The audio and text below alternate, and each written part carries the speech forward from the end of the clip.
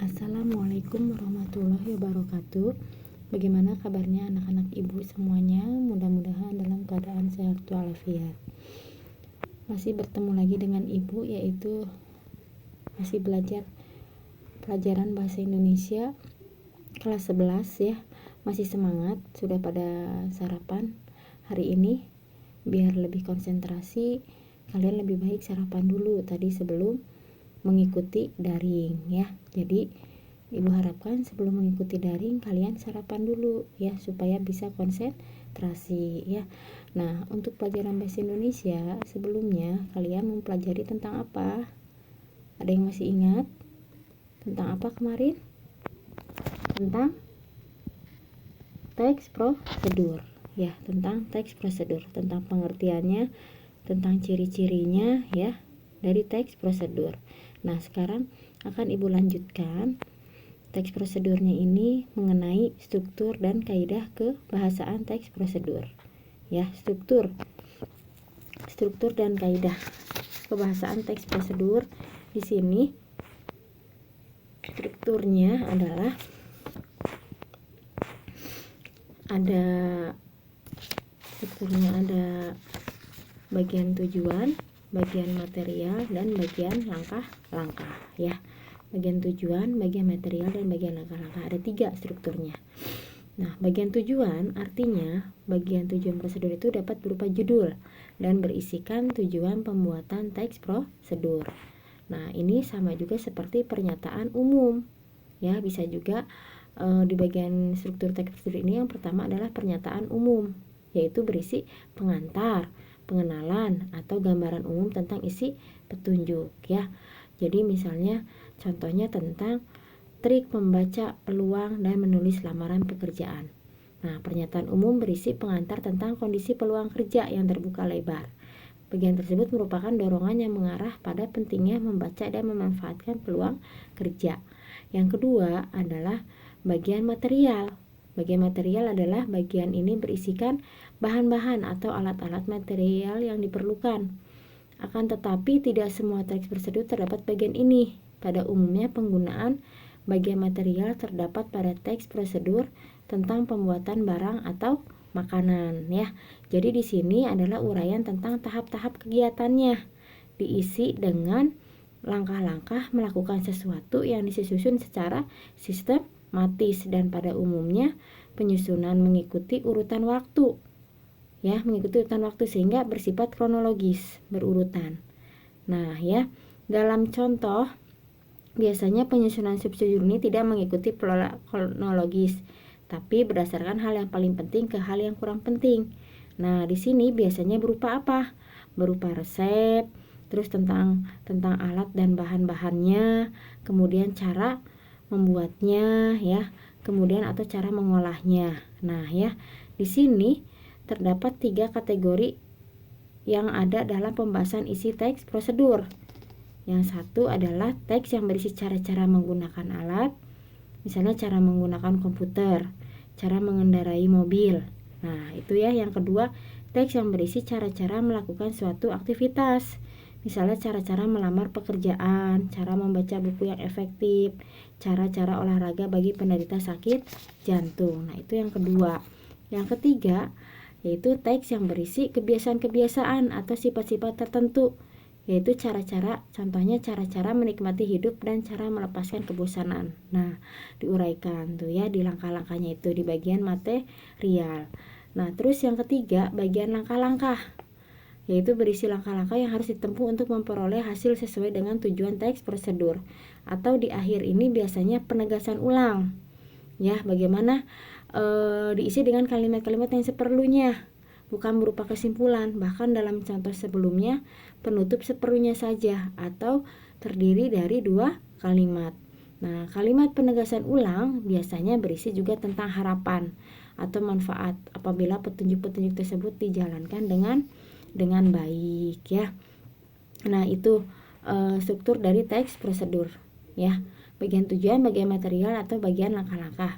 Selain itu juga bisa juga dikatakannya sebagai yang satu itu pernyataan umum, kedua tahapan, yang ketiga adalah penegasan ulang. Ya, pernyataan umum itu jadi sama seperti tujuan atau cara menggunakan alat atau membuat sesuatu.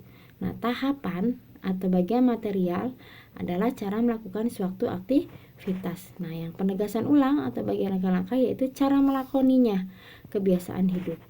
Nah, itu ya.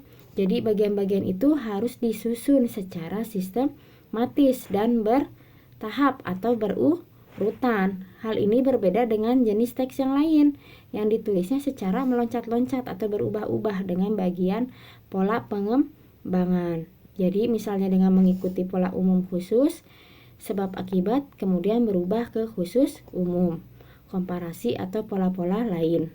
Ya, jadi adapun teks prosedur juga harus berpola kronologis dan mengikuti urutan waktu. Kekacauan pola urutan dalam teks prosedur dapat menyebabkan kesalahan di dalam aplikasi isi teks oleh pembaca. Nah, itu ya strukturnya. Mudah-mudahan dipahami. Selanjutnya kita membahas tentang kaidah kebahasaan teks prosedur. Ya, kaidahnya di sini ada 4. Yang pertama yaitu penanda wacana, kata ganti, pronomina, konjungsi, dan yang keempat adalah kalimat imperatif, deklaratif, dan interrogatif. Ya, jadi ada 4 kaidah kebahasaannya. Ya, penanda wacana, contohnya apa, Bu? Penanda wacana itu biasanya dalam teks prosedur itu ada kata petunjuk. Ya, ada kata petunjuk. Ya, ada kata petunjuk. Misalnya kalimat perintah, ya, bacalah peluang kerja, carilah informasi sebanyak-banyaknya. Nah, itu penanda wacana. Yang kedua kata ganti pronomina. Berarti kata ganti apa? Pronomina. Kata ganti benda, ya. Terus yang ketiga adalah konjungsi. Nah, di sini konjungsi yang digunakan adalah konjungsi kata penghubung yang menyatakan urutan kegiatan. Ya, seperti dan, lalu, kemudian, setelah itu, dan selanjutnya. Nah, kata-kata seperti itu juga digunakan sebagai konsekuensi, ya, dari sebuah laporan observasi, ya. Jadi kata-kata itu benar-benar digunakan dalam laporan teks prosedur, ya, dari langkah-langkah penggunaan sesuatu yang bersifat kronologis. Akibatnya teks tersebut menuntut kehadiran konjungsi yang bermakna kronologis. Nah, dijumpai juga dalam teks prosedur itu ada kata-kata penunjuk waktu, beberapa menit, kemudian setengah jam. Nah, biasanya kata-kata ini dapat dijumpai dalam resep makanan. Nah, selanjutnya banyak menggunakan kata-kata teknis berkaitan dengan tema yang dibahasnya. Misalnya petunjuk tentang pidato. Banyak menggunakan kata-kata berkaitan dengan keterampilan berbicara atau berkomunikasi, petunjuk tentang penggunaan alat-alat elektronik. Banyak pula menggunakan kata-kata perelektronikan. Nah, kalau misalnya prosedurnya berupa resep, maka petunjuk penggunaan alat akan digunakan gambaran terperinci tentang benda dan alat yang dipakai, termasuk ukuran, jumlah, dan warna, ya. Ukuran, jumlah, dan warna. Jadi kalian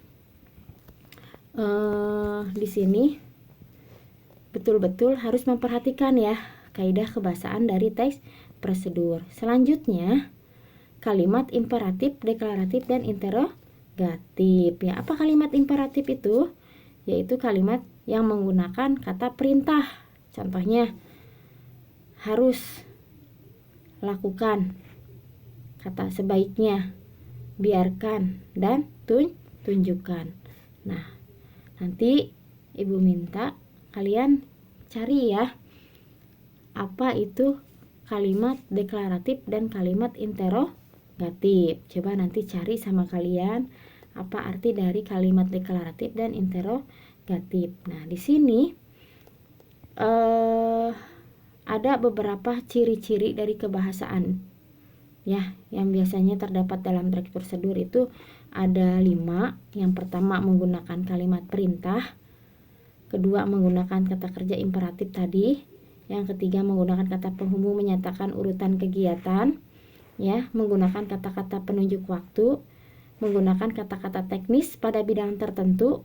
Misalnya, dan kata-kata teknis itu ada kata lamaran kerja, kata PHK, kata formulir, kata lowongan kerja, kata wawancara. Biasanya kata-kata teknis ini harus dicari maknanya dalam kamus. Jadi biasanya istilah-istilah asing atau bahasa Latin gitu ya, yang membutuhkan makna, membutuhkan arti dengan kita melihatnya di dalam kamus. Nah, itu ya kaidah kebahasaannya.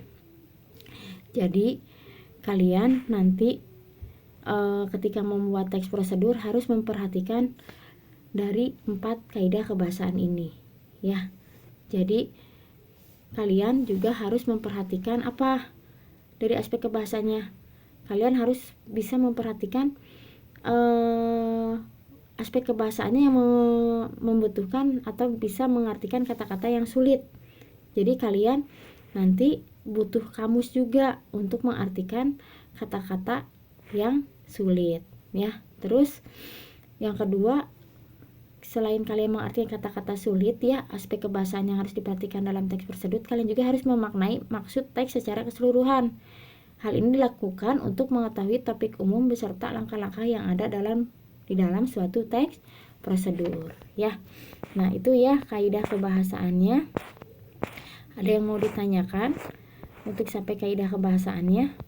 Mudah-mudahan dipahami ya kaidah kebahasaannya teks prosedur. Nanti kita akan praktekkan menganalisis dari sebuah teks, kira-kira kaidah kebahasaannya teks prosedur itu ada tidak dalam teks prosedur tersebut. Nanti akan kita praktekkan ya. Masih tetap semangat ya. Ibu lanjutkan untuk materi selanjutnya, yaitu penyusunan teks prosedur ya, penyusunan teks prosedur. Di sini untuk penyusunan teks prosedur kalian harus memperhatikan apa? Yang pertama adalah harus memperhatikan isi, struktur, dan kebahasaan teks prosedur. Yang tadi ya, yang sudah Ibu jelaskan. Jadi kalian harus mengetahui strukturnya, mengetahui isinya, mengetahui kebahasaannya. Terus yang kedua, menyajikan kembali dan merevisi teks prosedur yang telah disusun. Nah, ketika kalian menyusun teks prosedur sesuai dengan isinya, sesuai dengan strukturnya, sesuai dengan kebahasaannya yang tadi sudah Ibu jelaskan, kemudian sama kalian disajikan dengan merevisi teks prosedur yang telah disusun. Pastinya teks prosedur yang kita susun tidak akan mudah langsung jadi. Pastinya harus di syuting dulu sama kita ya, menyunting. Jadi harus diedit dulu, harus diperiksa dulu ya, direvisi dulu mana yang salah-salahnya, nanti diperbaiki, baru jadi sebuah teks prosedur ya. Jadi harus memperhatikan isi, struktur, dan kebahasaan, baru akan dilakukan revisi, menyunting. Setelah itu maka jadi sebuah laporan teks prosedur. Nah, ini ya, di sini ada 6 ya, ada 6 langkah-langkah menyusun teks prosedur dengan memperhatikan isi, struktur, dan kebahasaannya. Teks prosedur yang pertama yaitu menginventarisasi macam-macam kegiatan yang pernah atau dapat dilakukan. Nah, kalian mendaftar kegiatan-kegiatan apa yang pernah dilakukan oleh kalian ya, mendata kegiatan-kegiatan apa yang pernah kalian alami atau yang kalian lakukan. Yang kedua, menentukan tema kegiatan. Menentukan tema kegiatan itu apa? Jadi tentang judulnya tentang apa? Tentang kesehatan, tentang kegiatan misalnya mengoperasikan komputer, atau misalnya kegiatan tentang bakti sosial ya. Nah, situ menentukan tema. Yang ketiga yaitu membuat kerangka dalam bentuk topik-topik kegiatan secara garis besar. Nah, membuat inti-intinya saja, topik-topiknya saja secara garis besar ya. Belum dulu diuraikan. Jadi hanya poin-poinnya yang terpenting saja. Yang keempat yaitu membuat sistematika kerangka dengan benar dan mudah dipahami pembaca. Sistematika berarti urutan-urutannya. Ya, urutannya, langkah-langkahnya itu tidak boleh acak-acakan, harus berurutan. Sistematikanya, kerangkanya dengan benar dan mudah dipahami pembaca. Berarti dari aspek apanya? Kebahasaannya. Dari aspek kebahasaannya itu dipilih bahasa-bahasa yang mudah untuk dipahami oleh para pembacanya. ya. Nah, yang kelima yaitu mengumpulkan bahan-bahannya. Dengan cara apa, Bu, mengumpulkan bahan-bahannya? Yaitu dengan cara kalian bisa melakukan wawancara, bisa membaca buku ya, bisa membaca buku. Kemudian bisa juga kalian dari perpustakaan, buku-bukunya kalian kumpulkan yang masih nyambung dengan topik yang kalian bahas ya. Bisa kalian referensinya dari buku perpustakaan. Kalau sekarang mah banyak dari internet juga bisa ya, dari wawancara kalian dengan narasumber juga bisa. Nah, yang keenam yaitu mengembangkan kerangka menjadi sebuah petunjuk yang jelas dan lengkap. Nah, dari kerangka yang tadi nomor 4, baru poin-poinnya yang keenam dikembangkan, dijelaskan, diuraikan menjadi sebuah petunjuk yang jelas dan lengkap ya, dijelaskan sedetail-detailnya. Nah, itu ya 6 langkah-langkah menyusun teks prosedur ya. Ada satu lagi yaitu langkah-langkah merevisi teks prosedur yang telah disusun. Nah, di sini merevisi yang tadi Ibu bilang menyunting dari teks yang tadi sudah jadi sama kalian diperiksa, dilakukan menyunting, merevisi. Di sini ada 4 langkahnya ya. Yang pertama, membaca kalimat demi kalimat. Pelan-pelan berarti membacanya ya, perlahan-lahan. Membaca kalimat demi kalimat. Kira-kira mudah dipahami tidak ya oleh pembaca kalimat yang kalian buat ya. Tidak membuat pusing, tidak membuat pembaca itu menimbulkan makna ganda atau ambiguitas ya. Yang kedua, memperbaiki kesalahan yang terjadi pada penulisan teks. Nah, memperbaiki kesalahan itu, jadi kalau ada kesalahan-kesalahannya itu langsung diganti kalimatnya, tanda bacanya, kemudian susunannya ya. Nah, itu kalian perbaiki kesalahannya ya. Yang ketiga adalah memeriksa keterpaduan paragraf untuk menemukan kesalahan. Nah, memeriksa urutan-urutannya paragraf ya.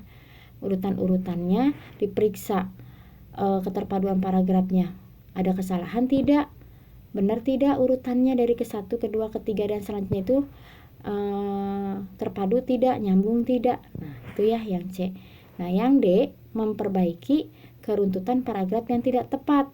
Dapat dilakukan dengan cara membuang kalimat yang tidak padu, menempatkan paragraf pada urutan yang tepat, atau menambah paragraf yang runtut. Nah, berarti memperbaiki urutan-urutan paragraf yang tidak tepat. Kemudian yang salah-salah, yang tidak nyambung dibuang kalimatnya, diganti dengan paragraf urutan yang tepat atau menambah paragraf yang runtut. Boleh nggak, Bu, dikurangi paragrafnya? Boleh saja, asalkan apa? Tidak mengurangi dari isi dalam paragraf tersebut. Kalau misalnya dalam paragraf tersebut dirasa tidak nyambung, tidak tepat, itu boleh dikurangi, jadi dibuang sama kalian. Kalau perlu diganti dengan kalimat yang memang mudah untuk dipahami oleh para pembaca ya. Jadi pilih kalimat-kalimatnya yang sangat mudah ya kalimatnya, jadi tidak membingungkan pembaca. Nah, itu ya langkah-langkahnya dalam merevisi teks prosedur ya. Jadi kalian harus memperhatikan. Nah, dalam pelajaran ini kalian ketika membuat teks prosedur, langkah-langkah pengembangan di sini, langkah-langkah pengembangannya ketika kita sudah merancang teks prosedur, yakni dimulai dengan menentukan topik, menentukan tujuan hingga membuat kerangka dengan memperhatikan strukturnya. Langkah selanjutnya adalah mengembangkan kerangka disertai pengumpulan sejumlah bahan-bahan. Sekiranya ada topik-topik tertentu yang belum dikuasai, kita sebaiknya apa? Membaca terlebih dahulu berbagai referensi yang relevan. Kita juga dapat memperoleh bahan-bahan referensi melalui tadi wawancara, kata Ibu ya. Setelah bahan-bahannya, langkah selanjutnya adalah mengembangkan kerangka menjadi sebuah teks prosedur yang jelas dan lengkap dengan memperhatikan ciri-ciri kebahasannya. Nah, tidak lupa juga kita harus memperhatikan kebakuan kata sehingga teks tersebut nantinya mudah pula dipahami oleh para pembacanya. Nah, kata baku Ibu bahas di sini. Nah, kata baku ada ciri-cirinya ya. Ciri-ciri dari kata baku yang pertama adalah tidak dipengaruhi bahasa daerah. 2, tidak dipengaruhi bahasa asing. Ketiga, bukan merupakan ragam bahasa percakapan. Keempat, pemakaian imbuhan secara eksplisit. Kelima, pemakaian sesuai dengan konteks kalimat. Keenam, tidak terkontaminasi atau tidak rancu. Ketujuh, tidak mengandung arti pleonasme. Kedelapan, tidak mengandung hiperkoreksi atau perbaikan secara berlebihan. Nah, itu ciri-ciri dari kata-kata baku. Biasanya kata-kata baku ini terdapat dalam teks prosedur. Ketika merevisi sama kalian, diganti kata-kata yang tidak baku menjadi kata yang baku, ya. Jadi kalian nanti harus merevisi ini, harus betul-betul teliti ya dalam memperbaiki kata-kata yang tidak tepat, kata-kata yang salah ya. Jadi harus betul-betul ya. Terus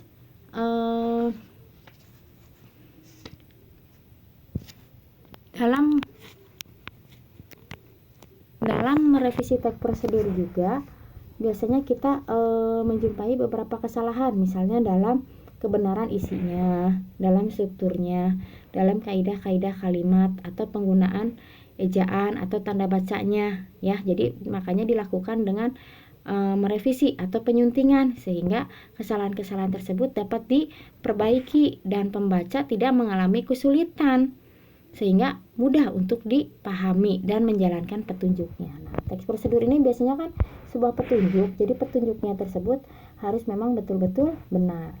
Ya, sampai di sini ya materi bahasa Indonesia Ibu tentang teks prosedur sudah sampai ke langkah merevisi ya, dari langkah